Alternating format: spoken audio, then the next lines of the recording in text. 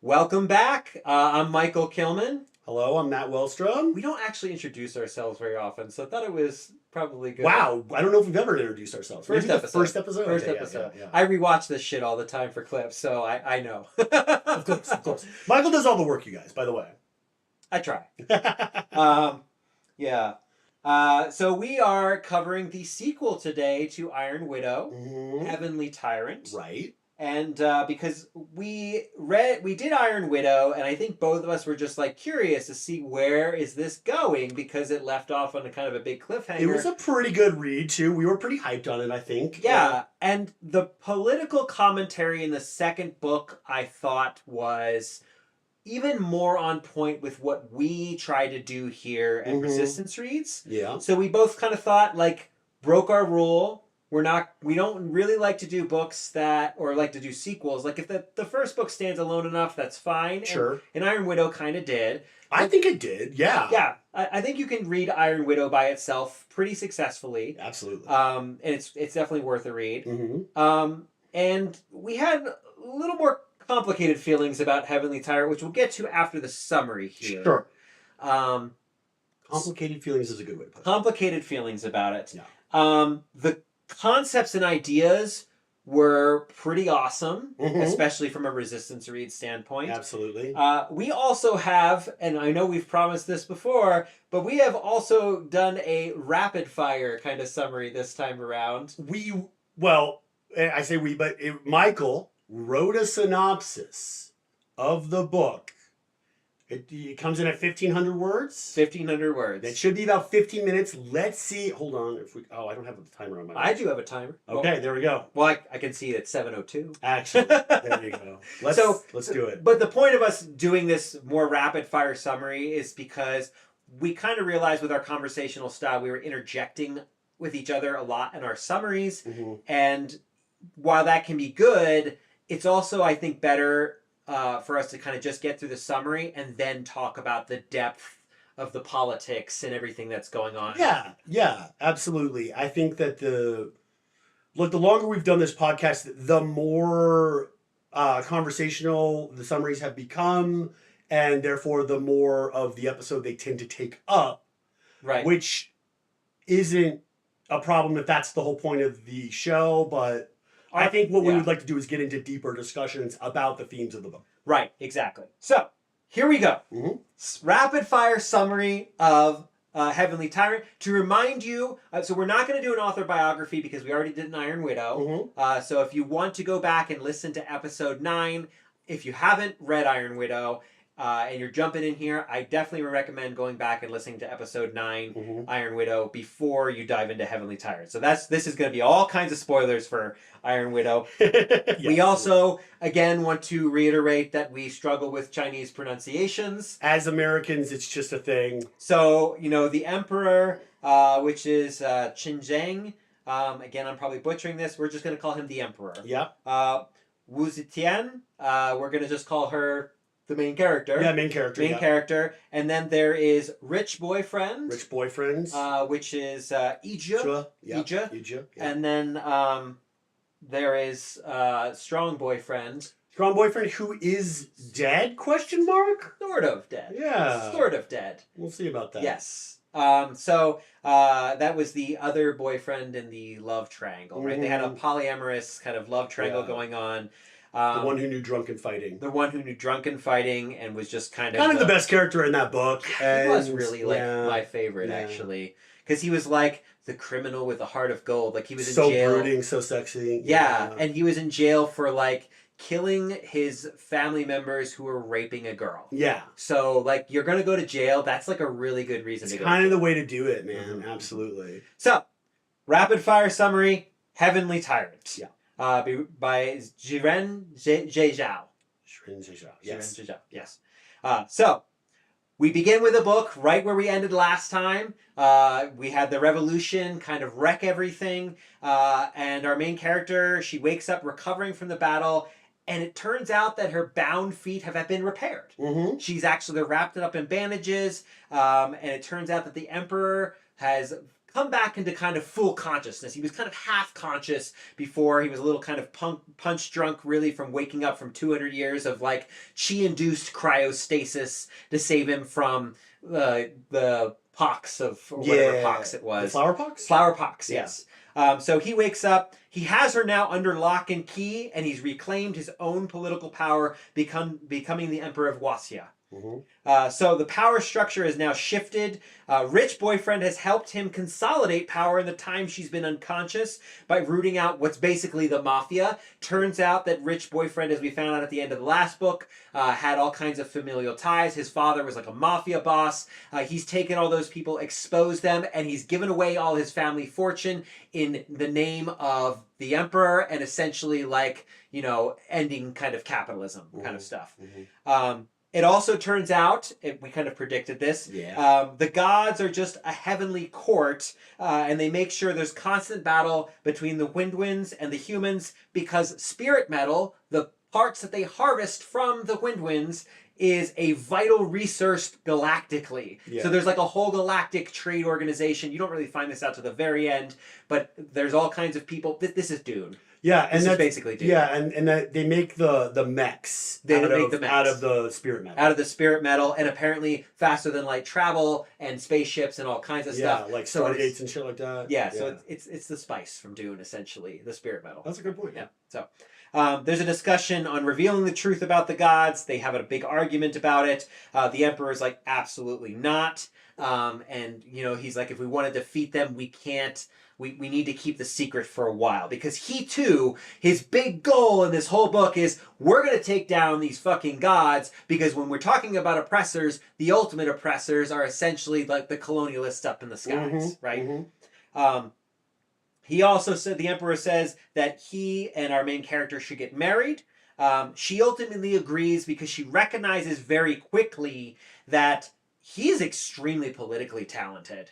She doesn't know word one about running a civilization or like essentially effective political resistance. She knows how to take shit down, but she's also functionally illiterate. Like Rich Boyfriend had taught her taught her the basics of reading and writing, so she had some degree of education, but when she's like trying to read these political treaties, she's like, So she realizes she needs time because she doesn't like the Emperor. She thinks he's another dictator, a tyrant, another man telling her what to do. So she's like, I'm going to get married to him. I'm going to bide my time. I'm going to learn everything, including like really powerful chi that he knows because he can activate all the different types of chi. So he's going to learn all the skills he knows. And in the meantime, they're going to kind of get married. So she plays the long game.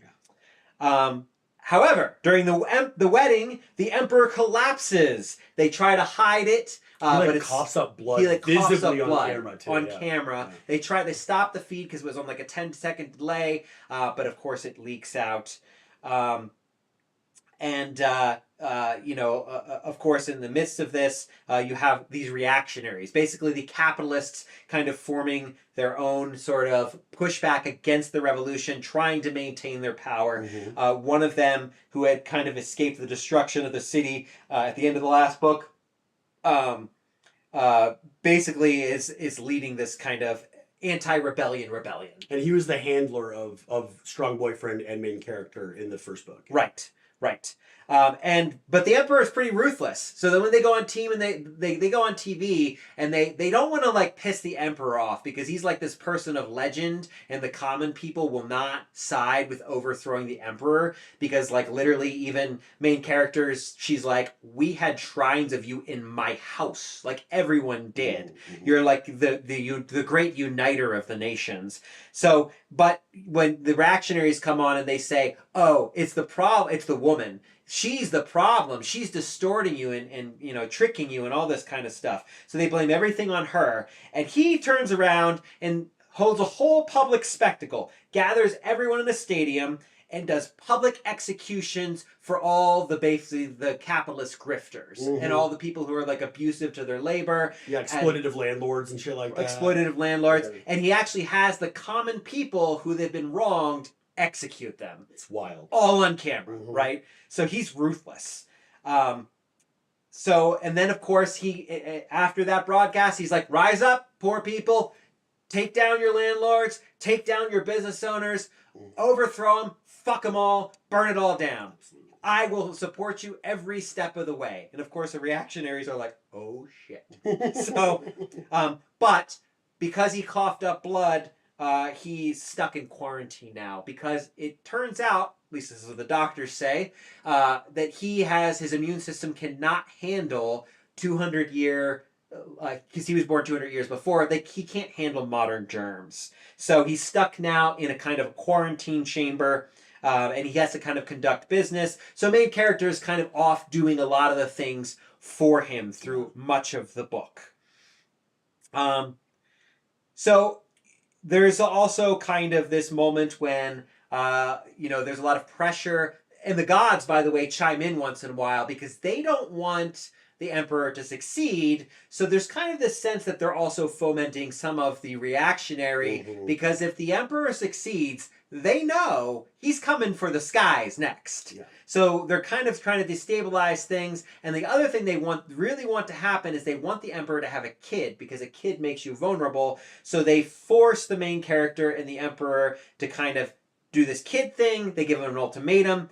And she says, we'll just fake the pregnancy. It wasn't her idea exactly, but it was like they were all kind of sitting down and talking through it, and like, well, let's just fake the pregnancy, and then we could just claim there's a miscarriage later, and at least buy us time.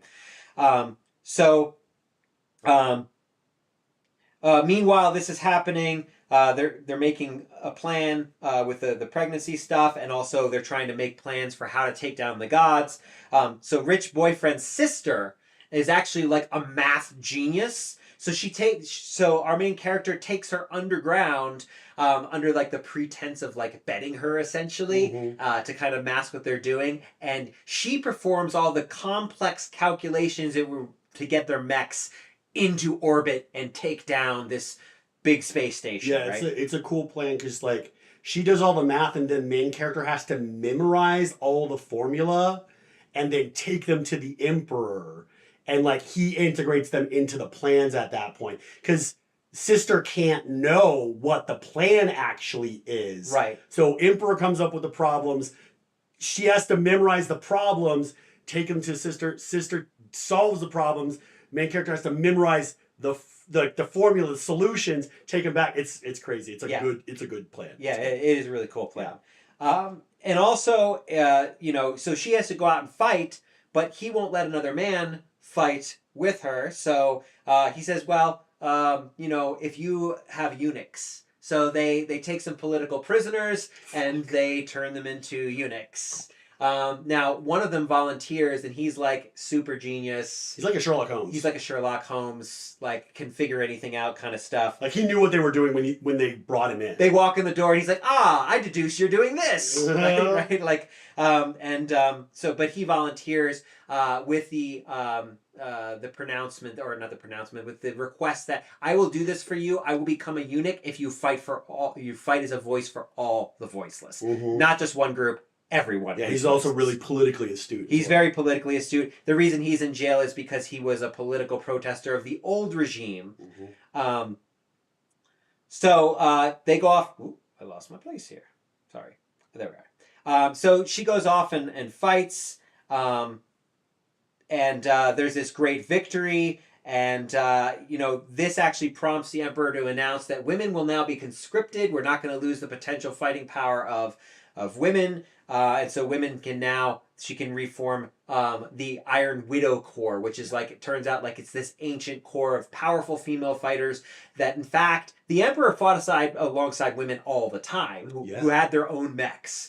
So it was like not unheard of at all. It was actually a very common thing. His mentor was a lady. And his mentor, it turned out, was an Iron Widow. Widow, right? Let's see, I feel like I missed an important point here. Quarantine. So much for rapid fire, right? Widow Corps. Oh, another important point. This is a key plot point. The emperor can actually transmit knowledge and they can do training in dream states. Oh, yeah. And this is kind of a really key and important thing because the gods cannot monitor dream states. They can monitor anything else except maybe the underground. They think the underground is free.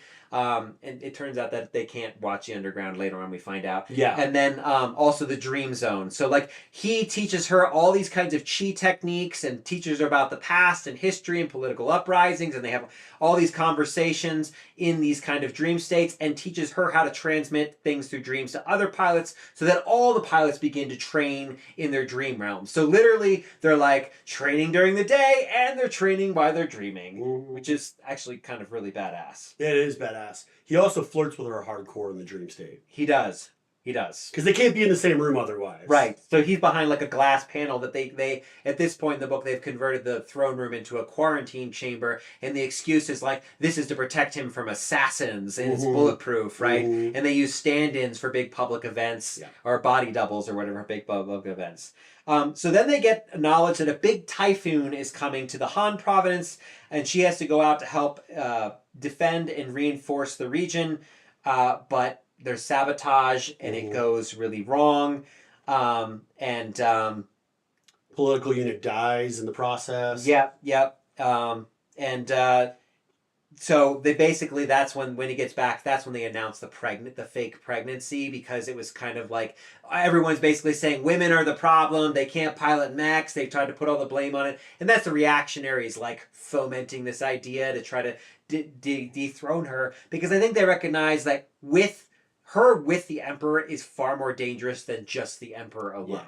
So they announce the pregnancy, and virtually overnight, all the critiques of her go away, and because now she's like the doting mother, and people are like, "Oh, should you really be out in the piloting now?" And she's like wearing padding under her armor and stuff. The reactionaries try several tactics to regain power. There's a lot of incidents of like little mini events where they have like a local town like uprises under the reactionaries and then it's put down. There's lots and lots of executions, lots and lots of torture. It actually becomes like a real problem because the Emperor is pretty brutal and he's not afraid to just execute anyone who gets in his way. Yeah. And there's this one point when someone says something like, at some point an execution stops becoming a deterrent and starts becoming an incentive. Yes. And so this is kind of what happens. That's I think what her aide says. Yeah, I think it's she's her also aide. Politically astute. Yeah, and she's the one who actually tutors her in political treatises and all kinds of stuff. Yeah. It also our main character ends up having dream sex with the Emperor in the dream realm. He has many a time, I think. A bunch of time. Yeah. So, and he apparently can like channel chi to make it like really pleasurable, I guess. But it turns out the reason he does that the first time is to mask the fact that they are making her actually donate her eggs for a surrogate mother. Yeah. Because it turns out behind her back, rich boyfriend and the Emperor and one of the Council of Sages guys, they are like basically like, we've got to make her pregnant because otherwise the gods are gonna come down and interrupt, and they have powerful weapons. So behind her back, they basically drug her. They've been pumping her full of hormones, which they told her were like shots to help with immunity in case she has to go in the room with the Emperor. Right. Yes. And and while they're having dream sex, they take the eggs essentially. Yeah. And implant that, like fertilize them and implant them in another lady. So she doesn't have to carry it. Yeah. She is so pissed as like any reasonable human being would be. Yeah. She tries to off rich boyfriend at that point. Almost kills rich boyfriend. Yeah. But he kind of like gets away. Then she confronts the Emperor and he's like, hey, it was rich boyfriend's idea to hide it from you. I was going to tell you straight up, this is what we're doing. And, and she even says, she's like, I might have went along with it if you would have included me. It's the deception that was the problem, right? So she's real pissed about this whole situation and looking to finally consolidate her own power. She decides to start a foundation for women and turns many of these women who have been like oppressed or they've experienced domestic violence or they're like just basically victims of the patriarchy in a wide variety of ways. Some had like feet binding and all kinds of stuff. And the emperor, to his credit, actually outlaws the feet binding and makes repair surgery for your feet for free, but the waiting list is like epically long because, of course, yeah, it's widespread practice. Right, it's a widespread practice. So she like creates like it's like a Phoenix, the Phoenix Foundation, which is like starts out as like a non-profit, but it really kind of becomes like her own personal militia. Yeah. She arms them, she trains them. Many of the greatest Iron Widows come out of this Phoenix Foundation. So she has consolidated her own power. Her tutor, her assistant, mother, is at this point in the book jailed for writing reactionary literature. And it turns out the reactionary literature is a short story she shared with a couple of friends. Yes. But everybody is so afraid of the executions that everybody is kind of like turning everybody in for everything. Because the system is, if you are found guilty of subordination, you and every neighbor of yours will then be put in prison. Right. Right. It's extremely draconian. Yeah, it's extremely draconian, and it's causing a lot of problems. And as this arrest is happening and her assistant and her mother are getting jailed, she's like trying to like, you got to make an exception. He's like, we can't make an exception. That's like, that's the whole point. Yeah. Everyone, he's like, have faith in the justice system, you know, and all this stuff, which is extremely draconian. And obviously he hasn't really thought it through. And in fact, at the same time, all the pilots from the Han Frontier mutiny and rebel because of these excessive prison sentences and draconian executions and all kinds of stuff. And so she takes out the dragon in the place of the emperor because he can't really fight or leave. So she takes it out and she goes and tries to tear stuff up. And that's where her like political... Oh, you're right. The political prisoner, he gets killed. Yes. And it was the other political prisoner that died in the first one. Yeah, in the first one. Yeah. So both her eunuchs are now dead at this point. So she sneaks up on the she has to like sneak up on the Azardryan, the flying whale, and she ends up winning the battle. But like, you know, basically at the same time there's uprisings going on all over the country. They do manage to get them under the control, stop a civil war from really kind of escalating. And you know, when she gets back, you know, she and Emperor, they kind of discover that rich boyfriend has been kind of manipulating him, the Emperor, and it turns out his immune system was not a problem, that he was in fact poisoned by rich boyfriend or one of rich boyfriend's associates, because it turns out rich boyfriend's been in contact with the gods too. The whole time. I mean, since they blew up the Citadel at the end of the last book. Right. Yeah. So he made some kind of deal. It's not explicit about what that deal is. But he, you know, escapes with his own. He's got like his own like armor and own like really powerful weapons and tactical stuff. They both kind of try to kill him, and he escapes because they're both pissed, both the main character and the Emperor, and he vanishes. But then you kind of have like this almost like, what do you call it? Vignette of the next several months where they're consolidating power. Montage, as it were. Montage, that's the word I was looking for. They're consolidating power, empowering the workers, one of the things they did was they let ordinary citizens take these state exams, which give them access to like really important government positions. You know, some of their friends kind of, you know, pass the exams and stuff. And so essentially the Emperor has been putting all of his people who are loyal, all the workers he's empowered in places of political power to essentially make sure that the essentially was an oligarchy does not take its power back. Yes. And while that's going on, main character and Emperor, now that he's out of the thing, they kind of start having hate sex. They're just fucking, yeah. They start having hate sex. It's like, they love it and they hate it. And I mean, he definitely loves it. Yeah, he doesn't hate any of it. He doesn't hate any of it. But she is like, every time she like does it, she's like, that's like the last time. And then she's like, well, maybe not. Maybe not. Maybe not. Last time. Not the last time, right? So they actually end up forming a like really actual, real emperor-empress kind of relationship. And then it kind of countdowns to the day when they launch their attack to go take down the heavenly court, the gods. And they launch up in space. They barely make it. The spirit metal's like running out, and they crash land on this large ringed orbital station. It's like huge. It's like it's like the size of like a whole country. It's enormous. I almost like I had to reread that section because I thought they were like talking about like essentially like a Halo situation or like Ringworld, like in Ringworld, where it's like literally orbits the entire planet. Although the Ringworld actually orbits the sun, but that's kind of what I thought they were doing. But it's just really it's a ring shaped satellite that is massive that orbits the planet. Yes, yeah. And you can't see it from the it's high enough it's high enough in orbit that you can't see it. Yeah. You probably see it. Doesn't make sense exactly. Yeah, you think they would have telescopes capable of seeing it, but maybe they have some sort of cloaking technology. They're super, super advanced. That's true. However, they get up there and they kind of find that it's like mostly civilians up there.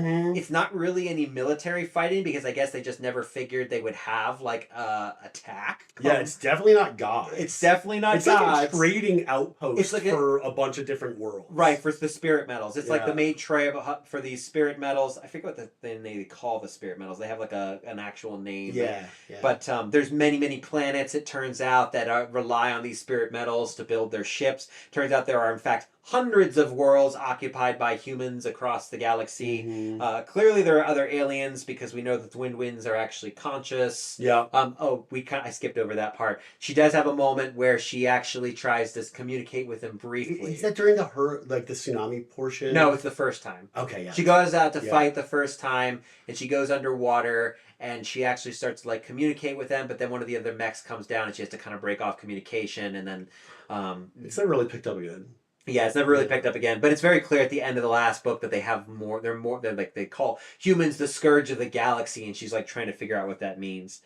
So they really do discover their planet. It's basically was probably an early colonial, an early colony from a generation ship. So if you don't know what a generation ship, it's a big feature in a lot of older sci-fi. There's an amazing episode of Doctor Who from the '60s where he and his companions land on a generation ship, and like one of them has a cold. Poppy, I think, has a cold, and she like wipes out half the generation ship, and the Doctor has to come up with a cure for the common cold, and he does, and it's great. But yeah, generation ship is the idea of like, well, we don't have faster light travel, but we can get you like a quarter light speed, and we're going to launch you to the stars. We're going to make you a giant ship big enough to have a stable ecosystem. And then you're going to, through the generations, you're going to basically land on a planet. And, of course, that journey, a lot of people die. Kim Stanley Robinson, who did Ministry for the Future, we covered earlier, did a really excellent book a few years ago called Aurora, which was about like the actual science of a generation ship and how fucking hard it would be for the people to survive, and then the viability of actually surviving on an alien planet afterwards.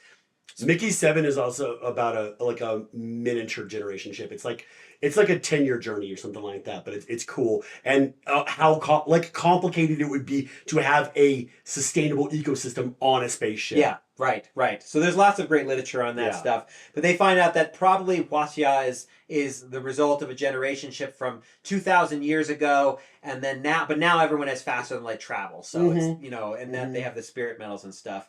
One of the leaders on this of the gods is like there's two warring political factions. They talk about democracy. Every 5 years they trade over leadership or whatever. But they're an oligarchy too. Yep. And one of them is and this just reminds me of like when I teach my first lecture on anthropology, Society for the Friends of Primitives. It's so funny, dude. It's basically the early days of anthropology. There was a lot of racism, and this is kind of like a manifestation of that. The Unity Party has a faction called the Society for protection of primitives, Yeah. and then there's a prosperity party as well. Right, which is just like libertarians, essentially. Yeah. But this one, they want to get them a better trade deal for the spirit metal. Not like there is a trade like deal. there's a trade deal. Like, you're not stopping this. And he's even like very explicit about that. He's like, you're not stopping this from happening. Like, because literally all of the galaxy depends on this spirit metal. So all you would get is, if you fuck this system up, is like a gazillion ships in orbit, like ready to take it by force if need be. So don't fuck with that. And both the Emperor and main character are like, look at each other and they're like, no, we're gonna fuck with that. Yeah, we go into though. And they burn the whole fucking thing to the ground. It's great. But in the meantime of them doing that, strong boyfriend reappears. But he's a cyborg. Yeah. And he says all these terrible things that he would have never actually said in life. And she realizes very quickly that there's not really anything left of him. To stab him. So she stabs him and kills him. Yeah. But his dying words are like, put me back together. Yeah, yeah. So, and then in the moment of victory where it's clear they're going to live, they're going to be okay, and they're getting ready to head back, everything's going to go all right. They found out they're going to have 6 months to prepare for an invasion. They think they can successfully build something up in 6 months, and the Emperor is like actually very pleased. He's like, this went way better than I thought. I thought this was a suicide mission. In fact, they left a plan in place to try to make sure that the oligarchs wouldn't take power back from all of the now empowered people, and they created a system where essentially the common people now essentially rule. Yeah, they have kind of democracy. Kind of, yes. Parliamentary system? Yeah, but they still have an emperor. Yeah, you're right. They still have it's still a dictatorship. It's like still have monarchs usually. Yeah, but in the modern sense, they're powerless, right? They're not powerless. Yeah, good point. This is still the emperor has a giant metal dragon that he can like stomp on people with. Exactly. So it's still a dictatorship. Yeah. It's a kindler, gentler. So, but as that's happening, our main character realizes, oh fuck, I can't really do anything, and she stabs him in the chest. Yeah, she's like, if he doesn't need me to get up to the space station anymore, why does he need me at all? He's just gonna kill me when we get back. Replace me with an Iron Widow. So he stabs him right in the heart. And this son of a bitch uses his chi to keep himself alive. He uses his chi to melt the sword in his heart. And like, yeah, she fucked. It's great. Yeah, she basically, so then, she escapes in like basically an escape pod. He steals. With strong boyfriend and the false god. Rich boyfriend. Sorry, we forgot to mention, Rich boyfriend is here. Rich boyfriend is there. And he actually like escapes. He got there with a deal, and he like basically says like he was like playing them both sides is really so that he can ultimately take down the gods. Yeah, the Emperor is gonna kill him, no doubt. Yeah, and false god, we'll just call him Harry, is like there too, and they're not, they're an NB. They're like non-binary, and they're pissed about they saw like 4 betrayals in like 5 minutes. It was crazy. Yeah, there was a lot of betrayal real fast. Yeah. So they're flying down, and crashing in this ship, and they land, and in the ocean, and the Emperor like also lands and is like super pissed, and he's like, I loved you, and she's like, you never loved me, you love the idea of me. And then he's like, you just love the sex and wanted, someone who would ultimately you could control. And then he's like, she says like in this moment, she's like, and then I saw that I was dead to him in his eyes. And he's like about to fight, and out of nowhere, the vermilion bird appears. And it turns out like, apparently strong boyfriend's soul or spirit or chi has possessed a much smaller version. It's like a compact version. Yeah, because there's like, and the Emperor does this too, where he has like a tiny version that's only like maybe a story tall of his mech inside like a Matryoshka doll. Yeah. Inside his giant mech. And so that version of the vermilion bird just appears and saves the day. And they get away.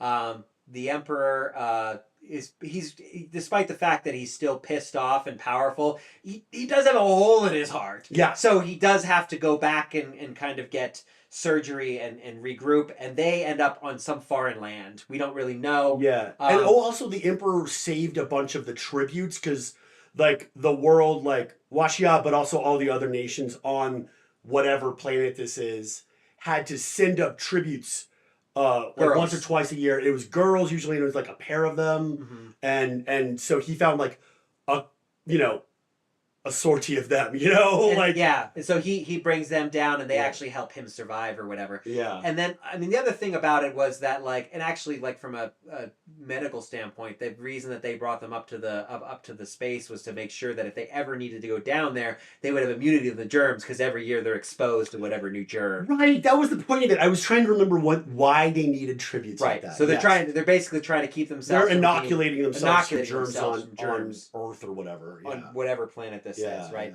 In the epilogue, we see the Emperor waking up from heart surgery, ready to take power back.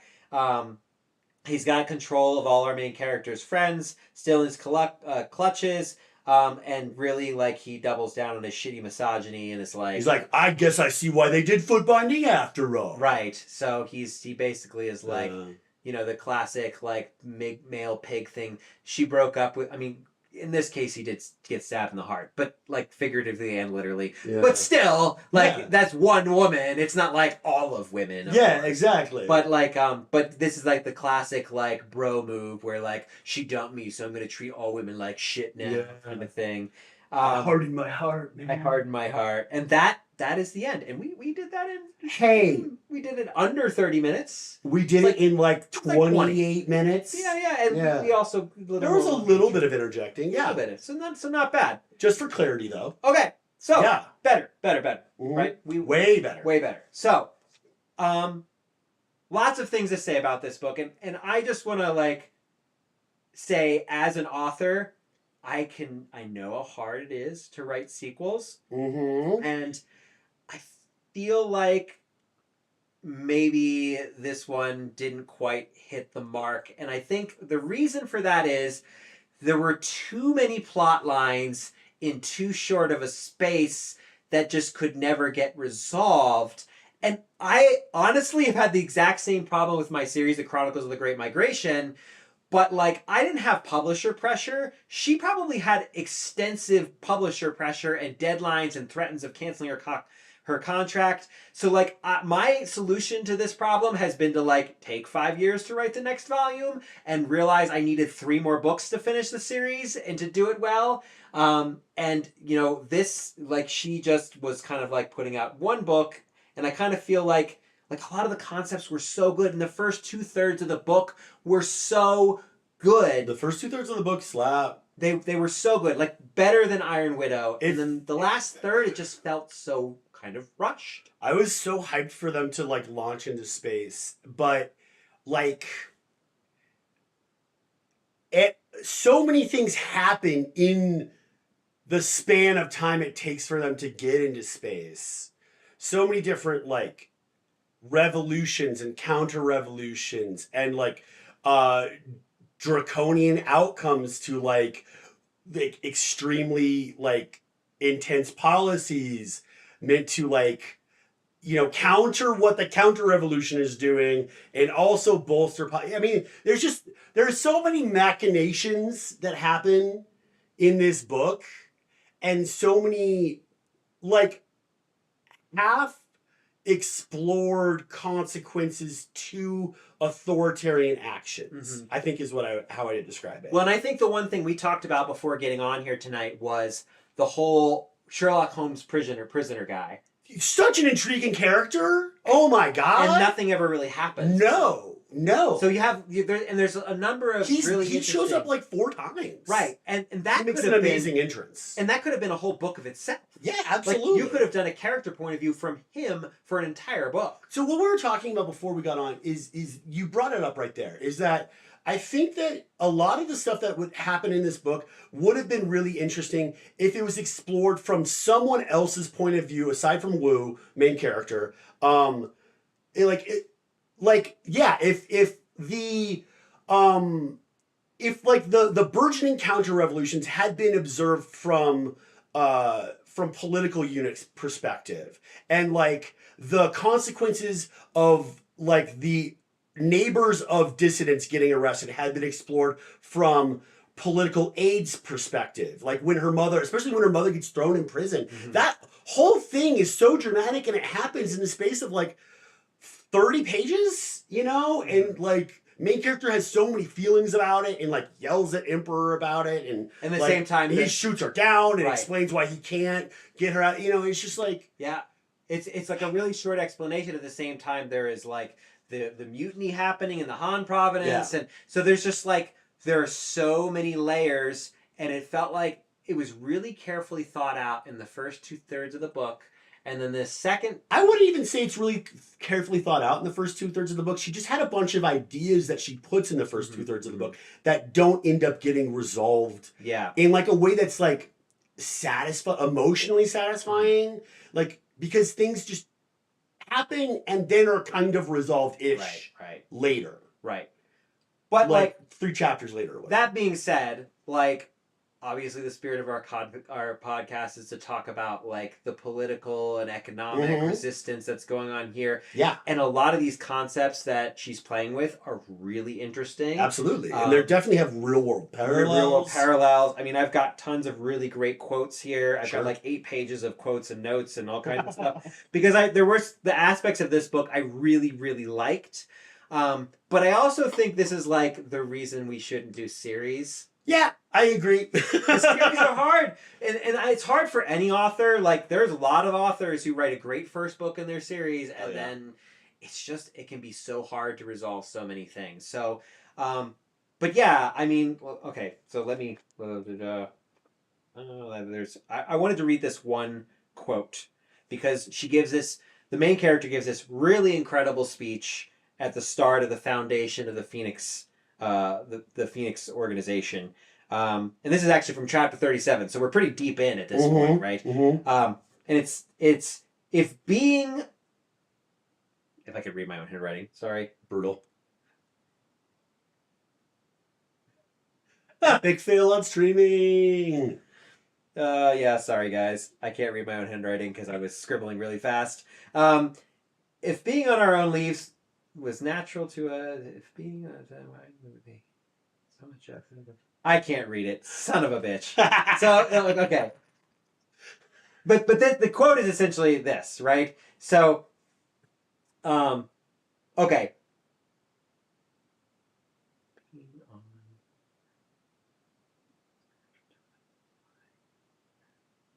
the quote is basically this, like, look, if women were really like just meant to be like household servants, then why does patriarchy spend so much time and energy trying to keep women down? Oh shit. Yeah, right? See, that's the kind of stuff, the kind of nuggets of thought that she puts into these books that are like really astute and like make this book something interesting. And I can read the second half of the quote here. Do it. The private home was the first institution of ownership, and women were the first class of people to be exploited as servants. We cannot dismantle the old order without dismantling the foundation on which it was based. Damn. So in other words, like community property, and also just like capitalism requires oppressive groups, right? I don't think you necessarily have to do it with a patriarchy, but I think that's historically how we have done it. I think that's right. Where the because I think you could absolutely do an oppressive system with not necessarily even a matriarchy, but it could be like it just has to oppress somebody. You could conceive of it in another way. You could conceive it in another way. You have to build the capitalist system. You must oppress somebody. Yeah, sexual dimorphism just makes it really easy to do patriarchy. Right, it makes it really easy to do it. For a lot of reasons, but it's not inherent. And there are a lot of matriarchy societies like throughout history. There is one today, for example, that happens to be in China, and it is the Masao.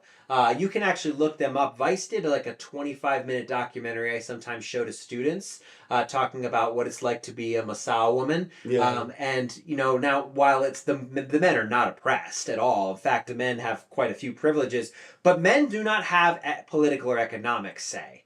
in that society. So it's the women who rule everything, and it's really the grandmothers who kind of rule that society. Yeah. And historically, there are a lot of societies like that. It's not until we kind of start getting these kind of hierarchies. Around like agriculture and shit, right? It is, but like there were also like this idea that we just kind of went into agriculture. It turns out, especially in the last like 15, 20 years with archaeology, and that agriculture has to essentially be oppressive, hierarchical, and patriarchal. It turns out that's not true. That there are lots of different experiments. It just happens to be that like the ones that decided to be conquering empires were the ones that used the agricultural floor in the surplus to essentially feed their militaries, and then they created coinage, and then they created this kind of military slave coinage complex that allowed them to expand their power to great heights.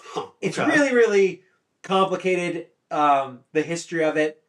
There's a number of scholars who are tackling that subject now who are still alive. The most famous is probably David Graeber, and his book Debt: The Last 5,000 Years, where he tackles like the rise of oppressive regimes. But there's a lot of really interesting stuff that we've been finding out, that you can't have centralized power without agriculture. And the classic example is the Mongols. The Mongols did not require agriculture for patriarchy. They did not require agriculture for empire. That's a great point. They didn't use agriculture till after their empire had pretty much done everything it had done.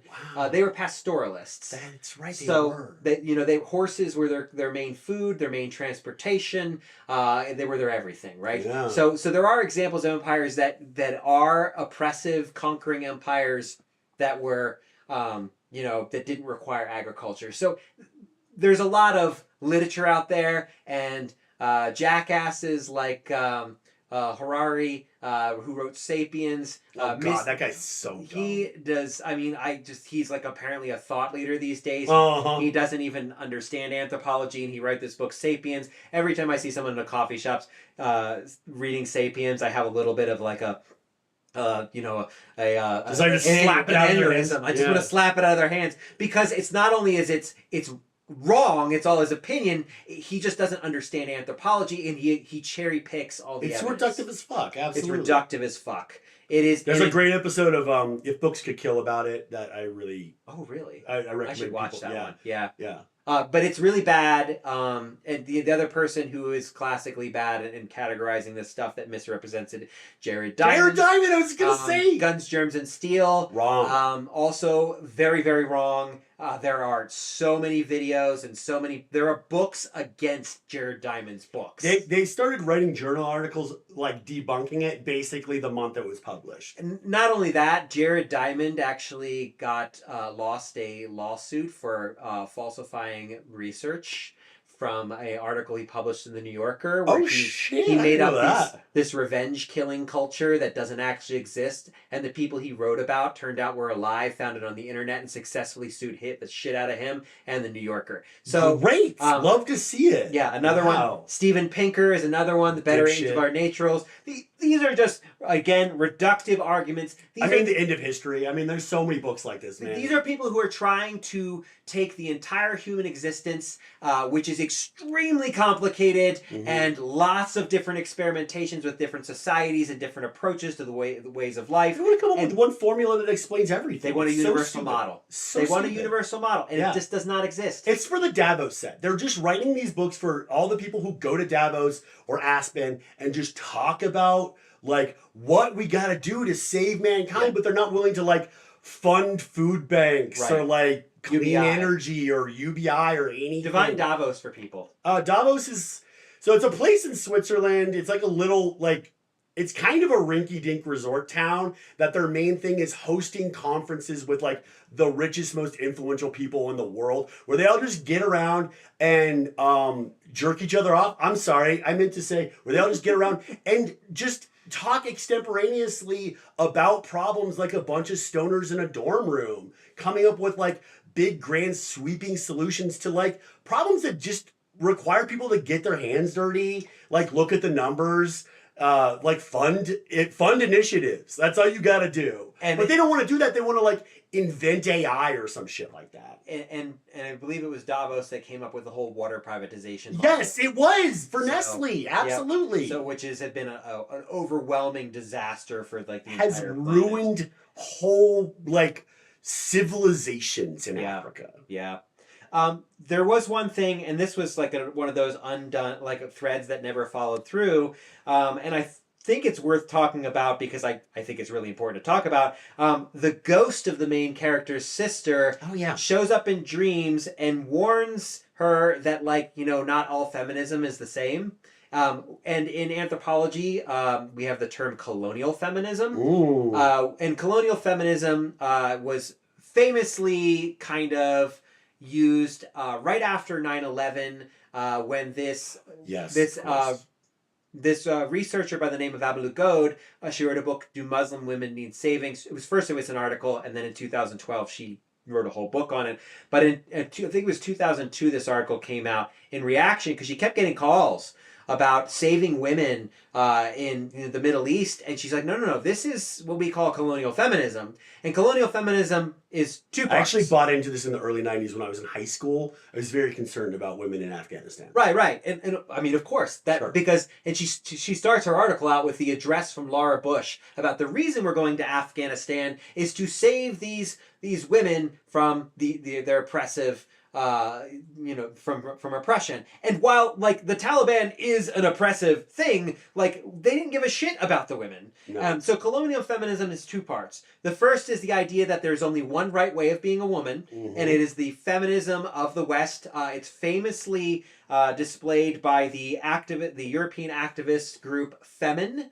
And Femin, they're the performance feminists, and they kind of show up in front of mosques and do like fake lynchings with their naked bodies and say nudity is freedom and all kinds of stuff, and like the most French thing ever to think. Sure, absolutely. Right? And so but they do like these performance arts that are extremely Islamic phobic, and they're ignoring the fact that like true feminism is like allowing a woman to have the agency to be able to do whatever she wants. If she wants to go out and work in the corporate world, that's what she should be able to do. If she wants to stay home and be a mother, that's what she should be able to do. So that's like the first half. The second half of colonial feminism is the idea of the justification for violence, for state violence. So you use women and children as an excuse to bomb the shit out of Afghanistan.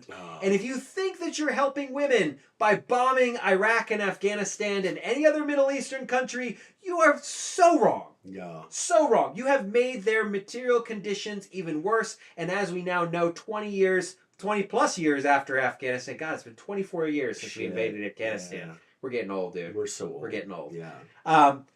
If you actually follow what happened, we made the conditions for women insane, like orders of magnitude worse. Absolutely. Right? For both, because what ends up happening whenever you create a situation of violence and you invade a country, people become more conservative. Yeah, people become militant and conservative at the same time. Right, because they're bad. Because they looking for the safety of their traditions, and it's we talked about schismogenesis before, identity through opposition. It is a moment of schismogenesis where you're creating these kinds of people are like, I'm going to double down on my identity because you're an invading asshole, and I'm going to make sure I'm doing my culture even harder. And what you get is even stronger patriarchy at that point. Absolutely. And so women have had way worse time of our intervention. So Abu Lughod was writing these articles on anthropology, and then she ultimately wrote a book looking at the complexities of what it means to be a feminist, what it means to be a woman around the world. And of course, we also have the concept of intersectional feminism that came out of, I think it was the late 90s, which is kind of like a gender version of the anthropological concept of holism, right? Yeah. Where originally... Oh, shit, that is... Oh, that's right. I'm sorry. I just made that connection when you said that. I've taught anthropology, 11 years now, and I've had so many students ask me right in the beginning of class, what is the difference between intersectionality and holism? And I said, there is none.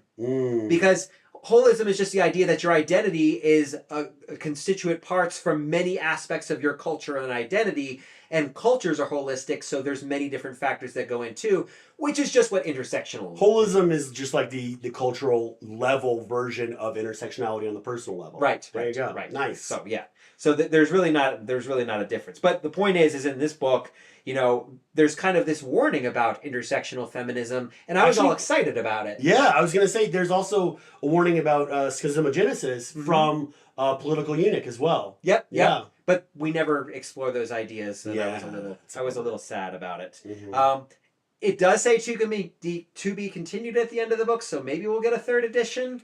It's a much less exciting ending to the book than to the first one, where you have a bunch of things happening at the end of the first book that are exciting and made us want to read this. That's why when we were talking about Iron Widow, you were hyped about Heavenly Tyrant. Oh, I was. Because it ends on such an exciting cliffhanger with all these things that had already been explored and were going to be theoretically even more thoroughly explored in the second book.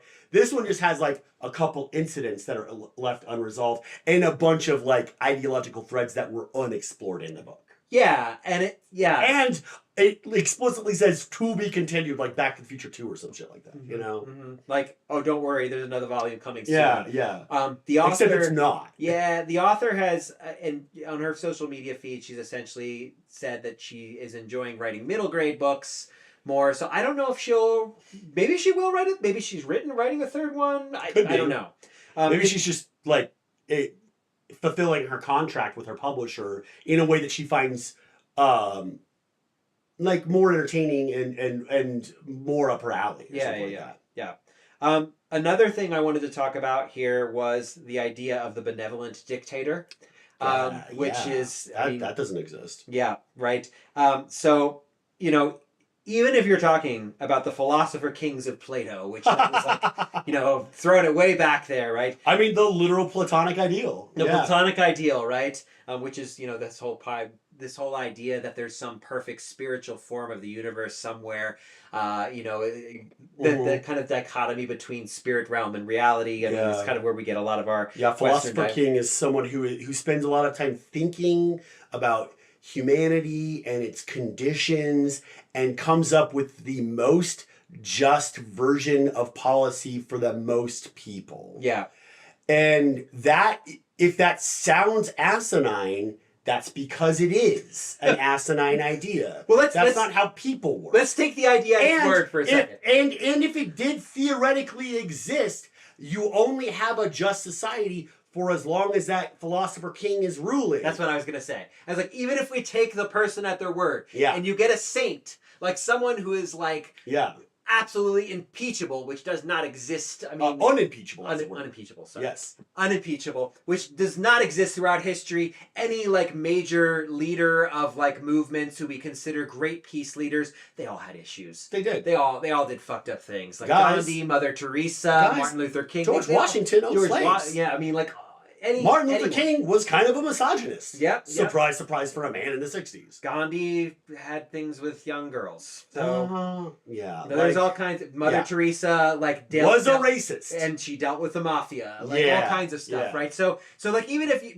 So, let's assume for a second, you actually get a true saint in power. Well, the second that person's out of power, and I wrote here, here's the thing. I like Frank Herbert's approach to this. He kind of takes the Julius Caesar concept from Shakespeare of absolute power corrupts absolutely. And he says, sort of.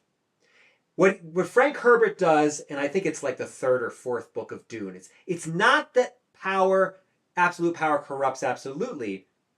It is that power attracts the corruptible. Okay? So that's the lure of power is specifically appealing to those who are insecure. I like that.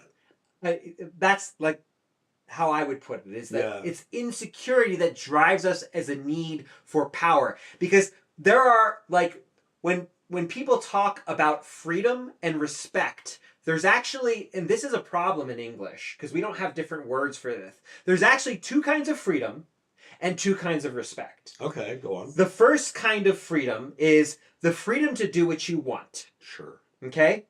The second kind of freedom, and you'll see this a lot of people who have a lot of power, is the freedom to tell other people what to do. Ooh. I feel like there's also maybe a third freedom that we've just discovered in the social media age, which is the freedom to say whatever you want and not be criticized for it. And not have consequences, or Not even consequences, but like, because assholes online, I don't know, like Elon Musk or whatever, will want to be able to express any thought that comes into their head.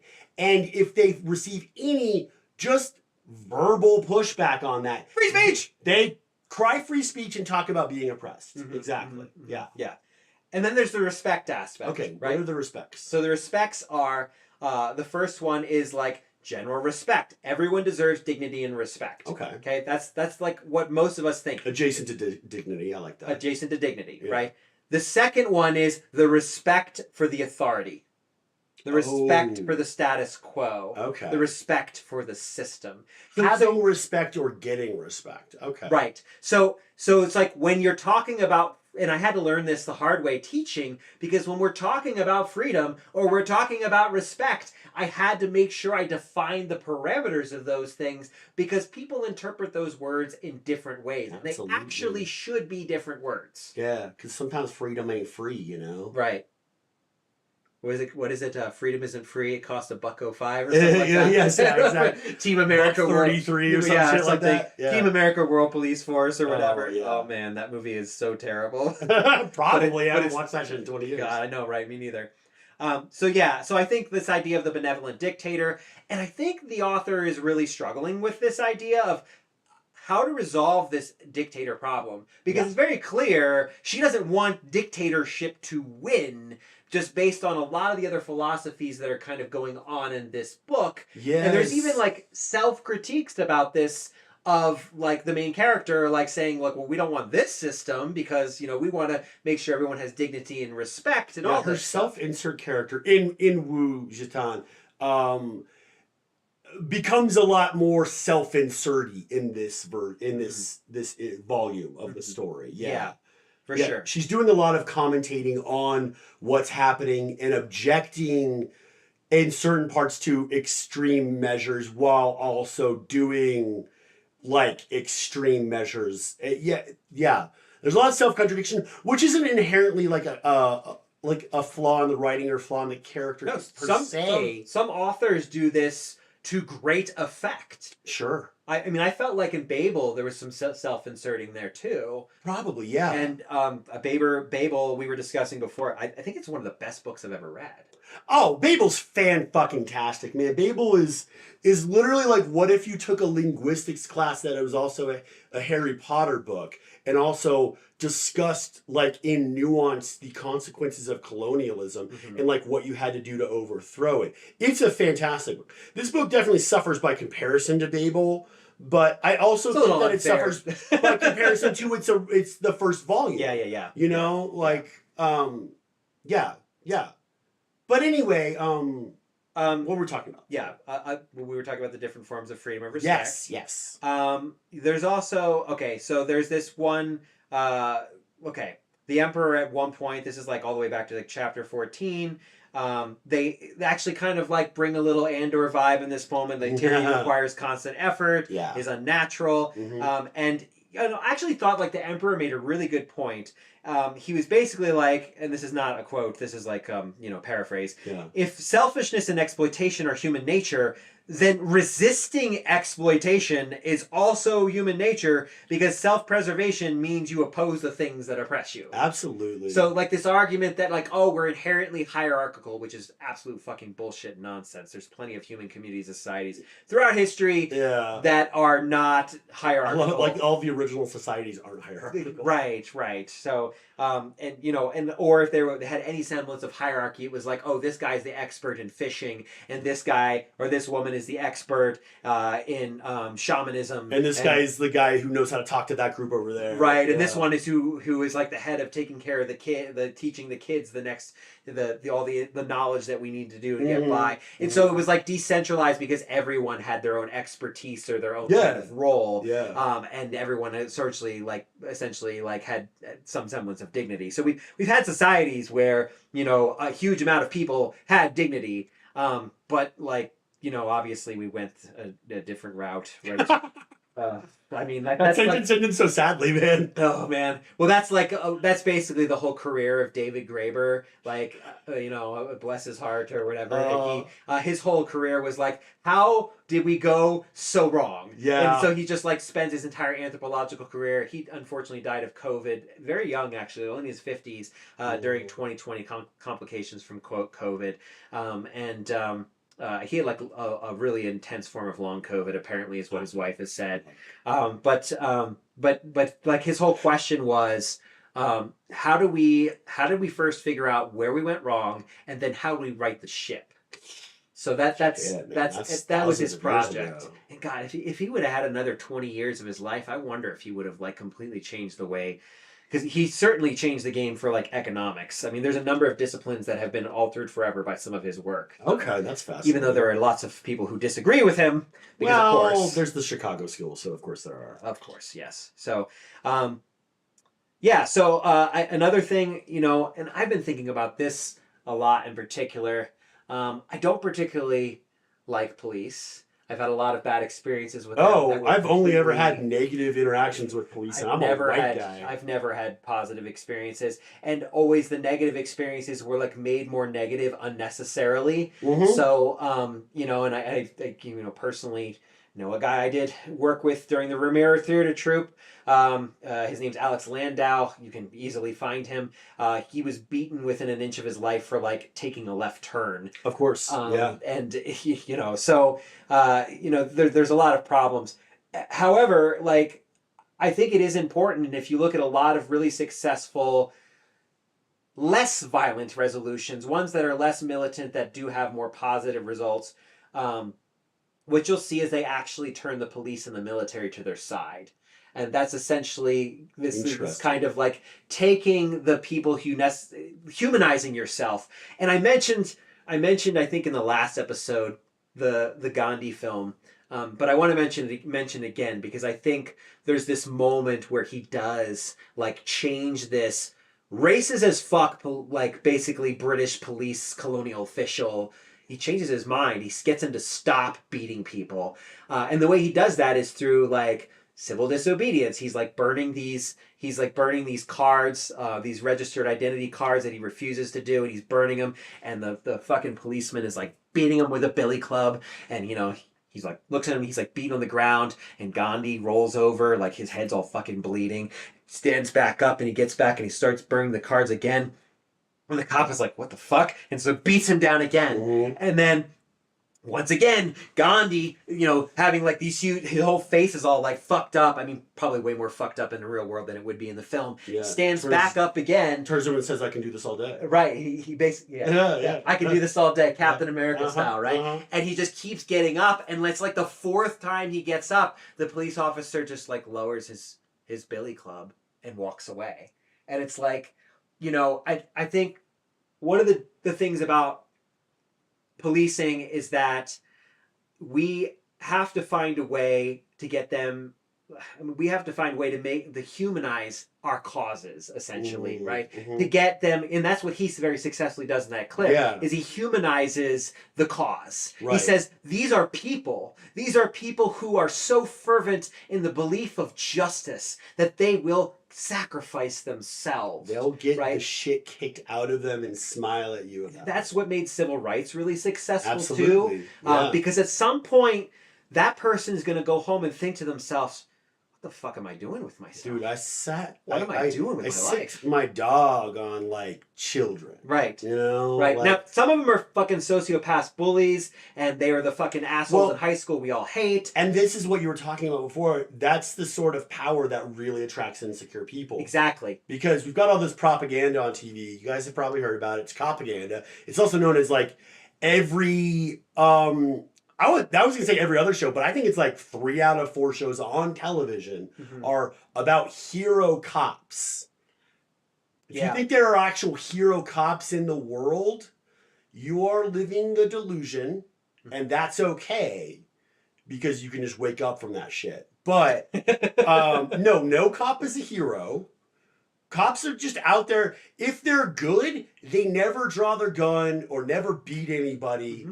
You never hear about them. And you never hear about them. The ones who are actually doing their job and actually protecting and serving the way they're supposed to. And there are some. There are some. You don't hear about any of them. Yeah, you don't hear about them because they're not heroes. They're just guys that are out there, gals that are out there, just like walking around and like, but their presence is like dissuading people from like doing crimes or whatever. Well, dude, and I think we have to go with like the Lakota model for policing. What's that? It is temporary police forces. Yes. So I think a police officer has a 1-year license, and all of their actions and record are made public, and they are investigated by a community review board led by citizens, and they can get their license renewed if they were a good servant of the public. Because we keep forgetting that cops are like, they are supposed to be servants of the public.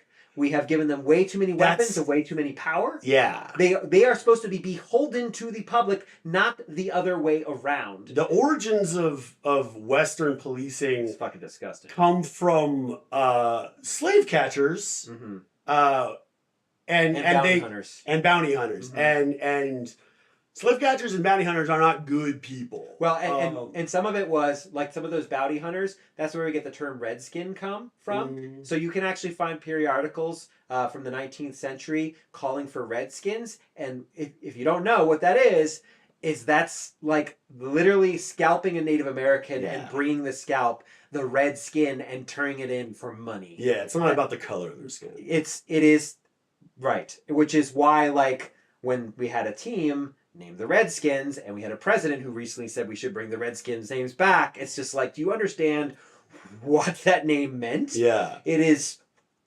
so beyond deeply offensive. But in Western Europe, policing originated from thief takers, which is just basically like another type of bounty hunter, which would just catch like poor people who were like Jean Valjean stealing food to get by and like throw them in prison for however long that particular magistrate wanted them to be in prison for. They're not, it's not a noble profession in its roots, but it has the potential to actually be a net good, like anthropology. Anthropology isn't we were noble, fucked up in the beginning, guys. Isn't noble in its roots either, but because of Franz Boas and all the cool ass chicks that he taught, like how to do anthropology, it became like a net positive for society. You know? You can take any system and figure out a way to make it serve people if you keep dignity in mind. Exactly. That's where I was going with it. And the reason I brought this particular thing about policing up was because there's this scene in chapter 14 where the emperor is like teaching the main character through dreams, because she's saying like, will this ever end? And she keeps showing massacres done by the police time and time again. But then at one point he shows that the people keep resisting, they keep standing up, and then at some point the police and the military turn their guns towards the oppressors with the people. And that's where we kind of need to get. Absolutely. It's why actually, like, when you talk about military coups and stuff, which essentially this book is essentially about a military coup. Absolutely. Right? But, like, if you talk about military coups and stuff, the reason they can happen is because you've got the military backing you. If you can get the military backing you, or the police backing you, you can do whatever the hell you want. Because the military and the cops are the power of the state. The states are almost they're the arm of violence. Yeah, they're almost defined by their monopoly on violence. Like, if a state, because they have a monopoly on violence in the sense that, like, if I were to shoot someone in public, I would absolutely go to prison for that. But if a police officer shoots someone in public, there's almost no chance that they will even lose their job. It's almost impossible to secure an indictment, which is Exactly. just a trial. Right. An indictment is that's not even like that indictment is like you've been charged and now you have to defend yourself in court. It's not a conviction. Right. And it's almost impossible just to secure an indictment. And really, I think there should be an indictment any time someone dies. Yes, absolutely, because all life matters. I mean, people say that all the time as a refutation for Black Lives Matter, but no, like what people are saying when they say Black Lives Matter is that like they are life too, and they matter in the same way that white people's lives matter. Right, but the system and they're correct. Yeah, but the system doesn't see that way. Yeah. Another thing I wanted to talk about here is that I really actually liked the Emperor. I mean, he's a great character for a little while. Yeah. He's a great character until he becomes a romantasy boyfriend. Yep. Yeah. Absolutely. But one of the things he talks about is because she's talking about like violence against he's talking about violence against citizens and the oppressed and the poor and women, and he says, yeah, but what like one of the reactionaries brings up like, oh, these people are they're burning the stuff down. He says, what about the violence of you against the workers? Yes. And there is a really great article by Robert Elias. He's an anthropologist. It's called The Culture of Violent Solutions. I have students read that one all the time because it came out in like 1990, and it talks about violence is ultimately not about solving anything. It's about the maintenance of power. So when we look at it from that point, what do we consider violence? So in that right, burning down private property of a capitalist is not violence. Yeah. But violence against workers for not paying them, for exploiting their labor, for creating unsafe work conditions, that's absolutely violence because it reinforces the power and the status quo. I should just go burn down the XL building right now, shouldn't I? Fuck those guys. Comcast. And Comcast. Both of them. But driving up them rates, man. But it wouldn't do it. Remember, we have to be strategic with this stuff. You're that right, wouldn't you're right. solve anything. You're right. That's like the Fight Club approach. We're going to blow up the bank building. We're just going to blow it all up. Yeah, because no credit cards anymore. We're smart. Yes, because credit cards is really the core of the system of oppression. Yeah. I'm Tyler Durden. Well, remember that also is a satire, so it's like the way that bros take it is different. Well, I'm mocking the movie, which doesn't know it's a satire. This movie definitely does not know it's a satire. David Fincher doesn't understand irony or satire. And also, we've talked about this before, satire doesn't work. Actually, that's true. It doesn't work because it's always misinterpreted. It's always co-opted by the powerful. Mm-hmm. It's like there was this, I can't remember who I was reading this article, and the article was like, South Park is not your friend. No. And it was like a result of like the whole little Trump penis episode. Did you hear about that? I don't even know about that. The first episode of the new season has Trump running around naked in the desert, and his teeny tiny penis starts talking to him. And it's like, and everybody was like, yeah, fuck Trump, yeah, South Park. No, like, but then it like looks at this person was like, yeah, except like South Park, like, look at what they cover. They are not your friend. No, they're not your friend. The thing about South Park is it was a funny show when it was a comedy show. The first 3 seasons of South Park are very funny, and almost like any political or societal commentary was kind of accidental. It was about like aliens abducting cows and shit like that. It was ridiculous. It was absurd. It was absurdist. Absurdist South Park is funny. Satirical South Park is sad. Mm-hmm. That's how I feel about that. Yeah, I can kind of agree with that. As someone who bought the first available South Park merch when I was 14 years old and was the coolest kid in high school, because it was just the four kids standing in front of the little mountain range, and that was it. That was it. And we were like, that's the shit, man. I watched the first episode when it premiered. I loved that show. It was great for a brief moment, because the thing about writing comedy is you can only come up with so many comedic situations for a group of characters to get into before you have to start making it topical. Yeah. And once it became topical, it became a net negative for society. Yeah.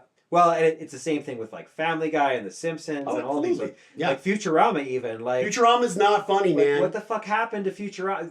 They should have just let it die. They should have absolutely let it die. They had a great first like 5 seasons, right? I would say 3.5. Mm-hmm. The 4th season starts to get a little dodgy, and you watch it now. If you're being attentive and taking your feelings out of it, it stops being funny right before it gets canceled. Yeah. Yeah. Fox was right to cancel that show, and I'll stand on that. Also, an unpopular opinion, and you probably are going to hate me for saying this, also with Firefly. Oh, Firefly! I'm so glad it got canceled, man.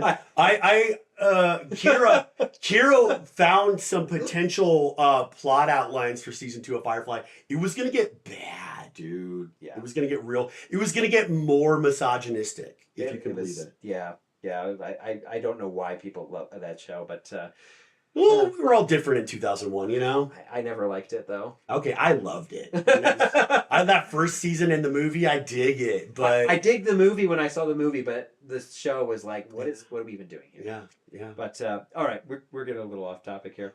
No. But yeah, closing thoughts. Closing thoughts.